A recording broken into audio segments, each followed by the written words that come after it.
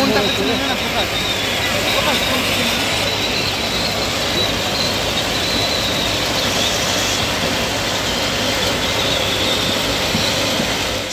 গান শুনেছি অনেক গানই ফেভারিট সবই, কিন্তু পিকচারাইজেশন ওয়াইজ মানে আমার মনে হয় আমরা হয়তো ভালো কাজ করেছি রিয়েলি। রূপমদা নিজেই এতবার বলেছে, বিক্রমরা সবাই বলেছে, তো এটা আমার কাছে নতুন এক্সপিরিয়েন্স। আমি কোনোদিন বাপের জন্য কোনোদিন মিউজিক ভিডিও বানাইনি, এটাই প্রথম। এবং এর থেকে অনেস্ট কনফেশন আর হতে পারে না। তো এটাই হচ্ছে দুর্ধর্ষ হয়েছে, মানে এনারা না থাকলে হতো না। সেটাই সব থেকে বড় কথা, যে সময়টা চমৎকারভাবে কেটে গেল। এবং একবার দেখবার পরে আরেকবার যদি কেউ বলে যে আরেকবার দেখো, তাহলে সেটাও এই ভিডিওটা দেখা যায়, দেখতে ইচ্ছে করছে, লুপে দেখা যায়।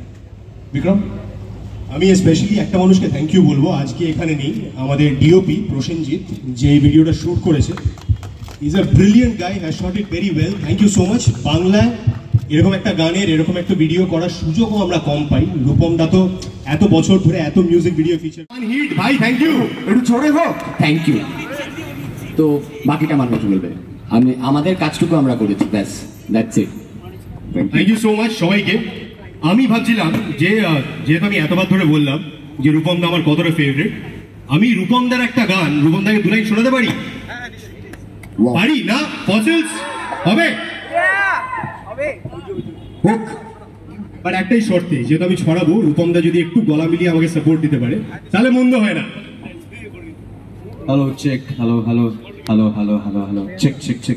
হওয়ার ওয়াহা নাকি সন্ধ্যায় রাস্তায় দাঁড়িয়ে কোন ছুতোয় বাজার দর বাড়িয়ে বন্ধুদের শয়তানকে কালো আটটা তোমার।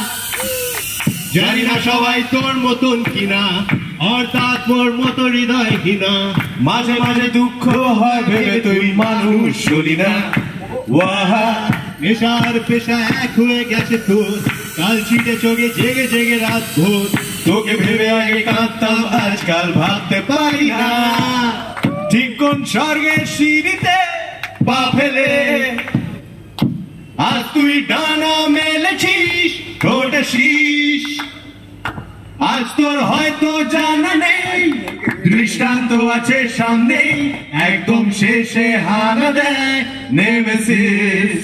যথেষ্ট গাওয়া হয়েছে, থ্যাংক ইউ। আই থিঙ্ক আমাদের জেনারেশনে যে কোনো মানুষের জন্য যদি এই মুহূর্তটা হতো, যে একই স্টেজে রূপম ইসলাম দাঁড়িয়ে আছে এবং সে মানুষটা দাঁড়িয়ে আছে, তাদের সবার কাছে এটা স্বপ্ন পূরণই হতো।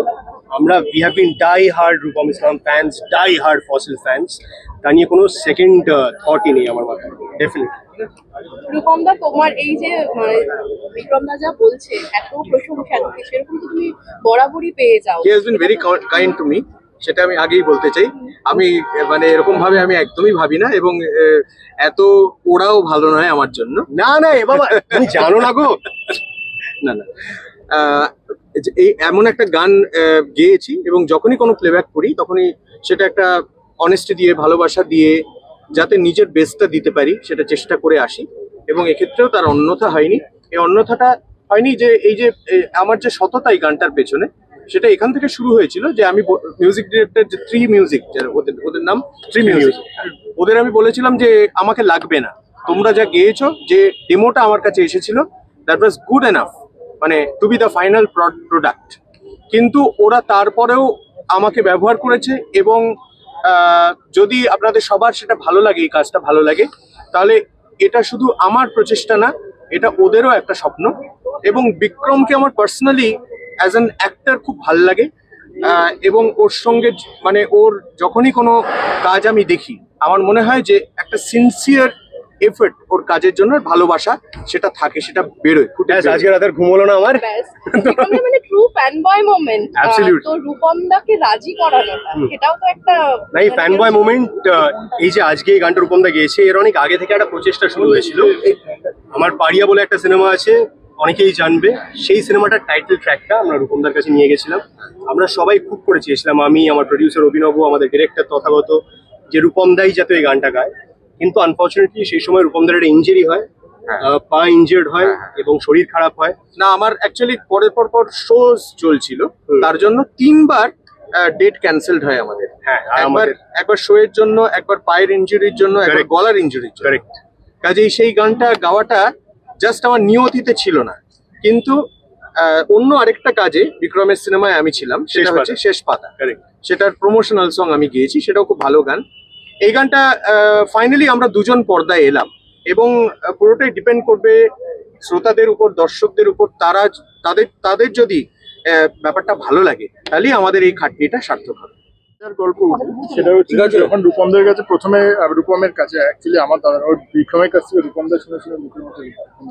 যাই হোক, তো প্রথম যখন আমরা প্ল্যান করি তখন সবাই খুব ভয় পাচ্ছিল রূপমকে নিয়ে, যে এই ছবিটা, এই গানটা গাইবে কিনা, এই ছবির জন্য গাইবে। কিন্তু গানটা খুব জরুরি, মানে গানটা শুনেই তো বোঝা গেল।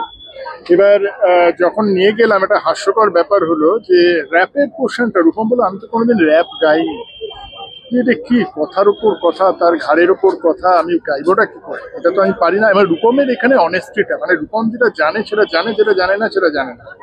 তো আমরা বললাম, না রূপম তুমি পারবে, তুমি একবার চেষ্টা করো।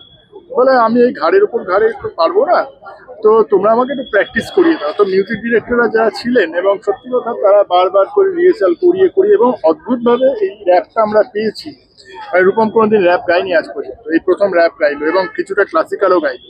ক্লাসিক্যাল গলা খুবই ভালো রূপমের, আমরা জানতামও না সেটা। তো সেখানে আমরা দেখলাম ওরা তারপরে গলা মিলিয়ে ব্যাপারটাকে শেষ করলো। তো that was a wonderful combination of rock, rap and classical, যেটা আমরা কোনো বাংলায় দেখিনি এখনো, এবং সেটা বিশেষত তো রূপমের গলায় তো নয়। এবার এই জিনিসটা করার ফলে যে স্যাটিসফ্যাকশনটা এলো, যে হ্যাঁ আমাদের সত্যি একটা কিছু ক্রিয়েশন হলো আমাদের, মানে আমরা রিয়েলি একটা কাজ করতে পারলাম। তো সেটা রিয়েলি মানে এটা মাইন্ড ব্লোয়িং, হয়তো আর জীবনে হবে না, বাট এটা আমাদের প্লাস ভিডিওটা খুব সুন্দর গেছে, খুব সুন্দরভাবে প্ল্যানিং করা হয়েছে। কারণ আমাদের দেশে না মানে রকের ওপর খুব ভালো ভিডিও নেই, যেটা আজকে জি মিউজিকে রিলিজ হয়েছে। তুমি মনে করতে পারবে না যে রকের ওপর কি হয়েছে অ্যাকচুয়ালি। তো আমরা সেইভাবে ডিজাইন করে, সেইভাবে মানে বাইরের দেশে কিভাবে রকের ওপর পিকচারাইজেশন হয় সেই রকম ক্যামেরা এনে, দেখবেন আমরা কোয়েস্ট মলে বেসমেন্টে শ্যুট করলাম শুধু ওই লুকটা পাওয়ার জন্য আর কি। মানে একটা ন্যারো, একটা ইয়ে টাইপের আর কি, মানে ওয়াইড অ্যাঙ্গেল কিন্তু একটা লো রুফ একটা জায়গা, যেখানে শ্যুট করলে পরপর আলোগুলো আসছে। তো এই সুন্দর জিনিসটা আমি আর আমার ডিওপি প্রসেনজিৎ, আমরা দুজনে মিলে এটা জিনিসটাকে বার করলাম, এবং ফাইনালি যে রেজাল্টটা দাঁড়ালো সেটা তো সবাই দেখতেই পেলে। বাট এর পেছনে প্রচুর খাটাখাটনি গেছে, মানে একটা ভালো জিনিস তৈরি করতে গেলে যেটুকু সময় দিতে হয়, ব্যাস সেটাই আমার এক্সপিরিয়েন্স অ্যাবাউট দিস সং।